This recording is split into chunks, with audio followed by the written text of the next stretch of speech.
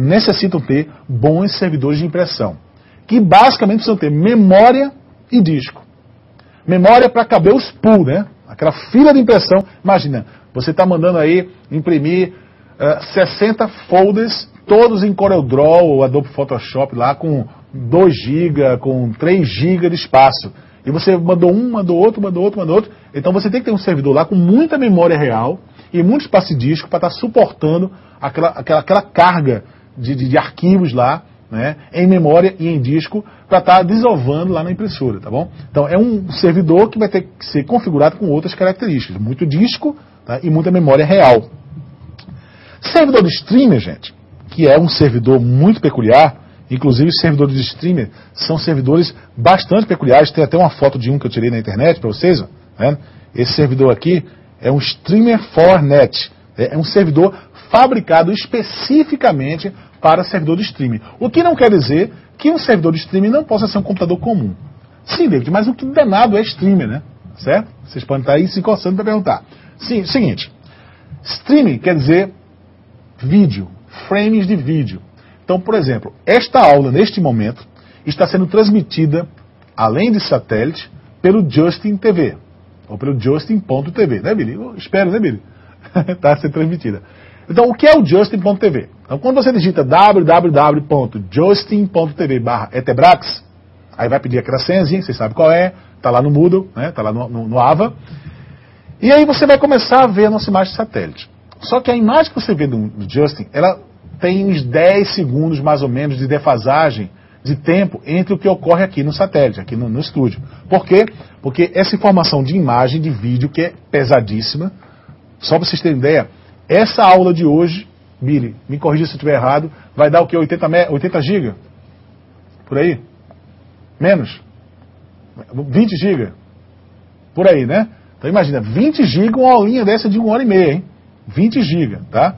Então imagina, cada segundo que eu estou falando aqui está sendo dividido em dezenas, centenas de quadros, que são imagens carregadíssimas, né? 640 por 300 e pouco, né? Não sei exatamente qual é o tamanho. Isso vai sendo mandado quadro a quadro, o tempo todo, ao vivo, pela rede local da gente, pela internet, até o servidor central do Justin, que vai ter um servidor parrudo, deve ter um servidor muito parrudo, que é um serviço que nós não temos acesso, né, diretamente para saber. E esse servidor pega essa imagem, processa, tá, e manda de volta para todos os usuários que estão conectados nesse exato momento assistindo essa aula. Imagine o poder que não deve ter um servidor desse, gente. É um negócio estúpido. Então, basicamente, esse servidor tem que ter tudo muito, né? Tem que ter muita memória, tá? Porque todo esse processamento que ele faz é em memória. Tem que ter muito processador para renderizar aquelas imagens, definir as imagens, tá? E principalmente, mas principalmente mesmo, espaço de disco, né? Porque é monstruoso. E o pior é que esse danado grava, né? Então, se você for lá depois da aula, tá lá gravada a aula todinha, lá no Justin TV. Se quiser, não precisa nem ir para o YouTube, né? Pode chegar lá no Justin e acessar lá, que você tem algumas aulas que nós já deixamos gravadas de propósito, para que você possa ver com mais rapidez do que no YouTube as aulas que são ministradas pela Etebrax. Então, esses servidores são esses servidores extremamente parrudos. Nós não recomendamos, sinceramente, que vocês montem ou queiram montar um servidor desse na empresa de vocês, a menos que vocês queiram concorrer com o Justin, que eu não recomendo, tá certo? Eu não recomendo mesmo. Seria como concorrer com o YouTube da vida, com a Google, né? Não dá. Agora, existem data centers, né, no mundo, como nós já falamos na aula passada, que alugam esses servidores todos para você. Tudo isso para você pode ser alugado. E muito barato. Tá? O próprio Justin, né, que é um serviço free, até um certo limite de armazenamento, obviamente, depois eles cobram alguma coisa, tá, ok? Mas é mesmo assim muito barato você ter o Justin para fazer, por exemplo, um IPTV ou IPTV, como queira. Imagine você vai colocar na empresa de vocês uma TV fechada para a empresa de vocês na web, para que os funcionários todos possam assistir ao mesmo tempo, ao vivo, todo mundo, um treinamento, né? Então, isso é possível você empreender dentro de uma empresa, dentro de uma rede de computadores, ok?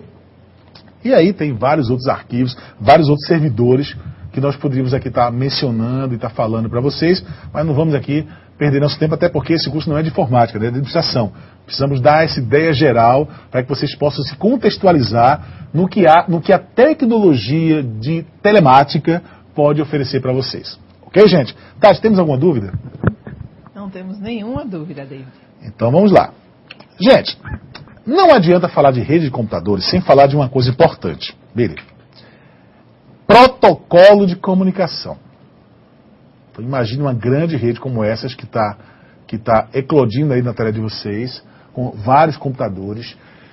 E aí vem aquela pergunta, né? Puxa vida, eu tô aqui nessa maquininha aqui Windows, tá? Imagina que eu estou sentado nessa maquininha aqui, Billy.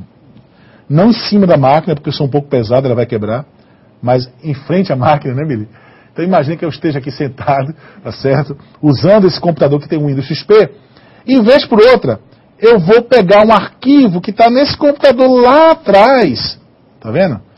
Que é um computador, na verdade, que está rodando Linux. Tá vendo um pinguizinho lá atrás? Pois é. Esse pinguizinho lá atrás é igual esse da frente aqui, tá? Diferença nenhuma. Só que essa informação me chega dentro do meu Windows, como se lá a informação originalmente estivesse no Windows, só que não me chega, tá? Já traduzida do Linux para o Windows. Isso é automático. Quando você navega na internet, www.qualquercoisadavida.com.br, tá? As informações que você tem no seu browser não necessariamente estão armazenadas em servidores com o mesmo sistema operacional que o seu. Pode vir de servidores Linux, pode vir de servidores Windows também, outras versões que não sejam do seu, pode vir de servidores com o sistema operacional da IBM, tipo S2, VM, até de um mainframe, né? Pode vir, por exemplo, de uma máquina Macintosh da Apple, como essas maçãzinhas que vocês estão vendo aqui, ó, várias maçãs, não é para comer não, viu? Essas maçãs aqui é só para ilustrar que você tem aqui computadores Apple também, como nós temos um aqui no estúdio, tá? E tudo isso aqui conversando, trocando informação, como se tivesse todo mundo falando a mesma linguagem. Que não é verdade, né? Quer ver? Experimente pegar um arquivo produzido, por exemplo, no formato da IBM, do processador de texto Lotus Notes, tá?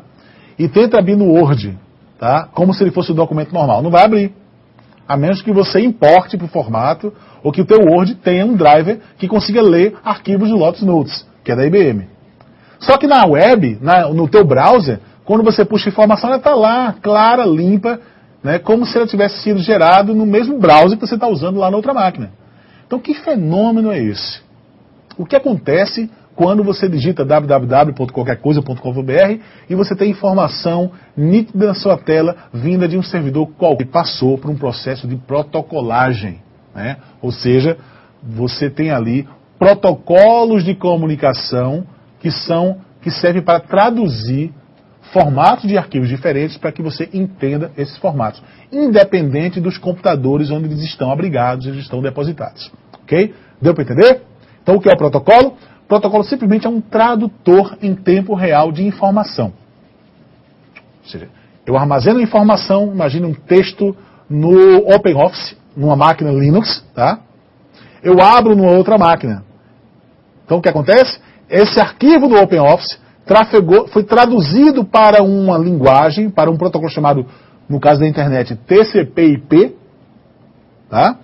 Trafegou em toda a rede, passou por vários servidores, foram retraduzidos e traduzidos novamente para TCP/IP, até chegar na minha máquina e ser retraduzido para a linguagem, por exemplo, do Windows, do Word, enfim, dos softwares que eu estou utilizando. Então, isso é protocolo de comunicação. E só existe o TCP/IP, David? Não, nada, de jeito nenhum. Billy, dá só uma mostrada no pessoal aqui, quantos existem. E veja que não são todos, né? Eu poupei, por exemplo, alguns protocolos que não se usam muito, como o X25, X500, né, X50. Protocolos, inclusive, o X25 foi o primeiro protocolo a ser utilizado na internet até hoje. Já não se usa mais em canto nenhum, mas existe também. Então você tem aqui o IP, né, que é o Internet Protocol. Você tem o DHCP. Vocês já devem ter ouvido falar desse protocolo.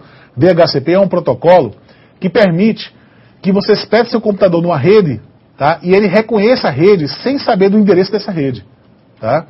Então o servidor DHCP, É um servidor que usa um protocolo para identificar protocolos, certo? Tem o protocolo TCP, que é o Transmission Control Protocol, que junto com o IP, né, dá o TCP/IP, ok? O HTTP é um outro protocolo que é utilizado quando você faz um download no arquivo. Né? Normalmente você está usando um protocolo chamado HTTP, pelo browser. Tá? Se não for pelo browser, for por um telnet da vida, por uma aplicação local, você está usando o FTP, File Transfer Protocol, que é um outro tipo de protocolo. Tem o próprio telnet, SSH, POP3. POP3 é o protocolo para e-mails que você recebe.